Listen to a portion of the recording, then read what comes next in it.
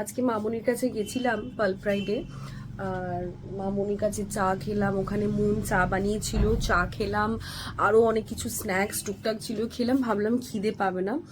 আর এদিকে বাজার করেছি মামনিও বাজার করেছে, আমরাও বাজার করেছি। মানে আলু কেনার কথা আমি ভুলে গেছি।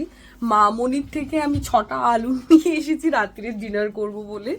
আমার বাড়িতে এখন আলু বারণ, তো মামনির থেকে আমি ছখানা না, ছোট ছোট আলু মনে হয় 7খানা মামনি তুলে দিল। মামনি থেকে আলু নিয়ে এসেছি। আজকে আমাদের ভেজ আছে, তো আজকে ভাবলাম কি খাবো এই রাত্রিবেলা। চটজলদি এবি কি রান্না করবে, এবি আমাকে বললো যে চলো সাদা আলুর তরকারি রান্না করি। আর তার সাথে আমি বললাম সাদা আলু দিয়ে রুটি খাবো না, লুচি খাবো। তখন রাত্রির 11টার সময় আমরা ডিনার রান্না করবো। আলু কেটে নিয়েছি, আমাদের দুজনের জন্য এটা যথেষ্ট, একটু বেশিই কেটেছি, যদি থাকে কাল সকালে খেয়ে নেব। এইটা দিয়ে এখন হবে সাদা আলুর তরকারি আর লুচি বানাবো।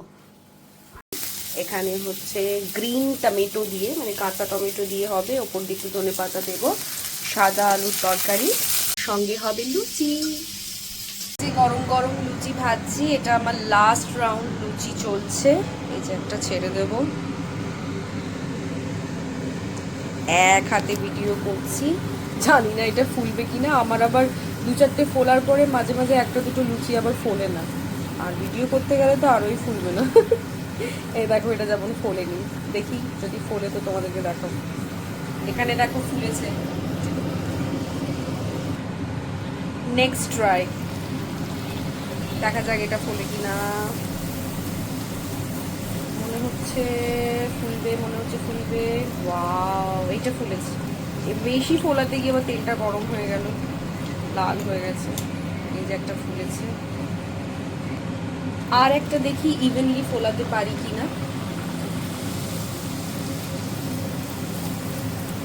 হ্যাঁ, এই দেখো, এইটাকে বলে ফুলকো লুচি। এই 2-3টে করতে করতে আমার 4 নম্বর 5 নম্বর লুচিগুলো ফোলে। আমি জানি না এটা সবার সাথে হয় কি না, কিন্তু এটা আমার সাথে ডেফিনেটলি হয়। এই দেখো,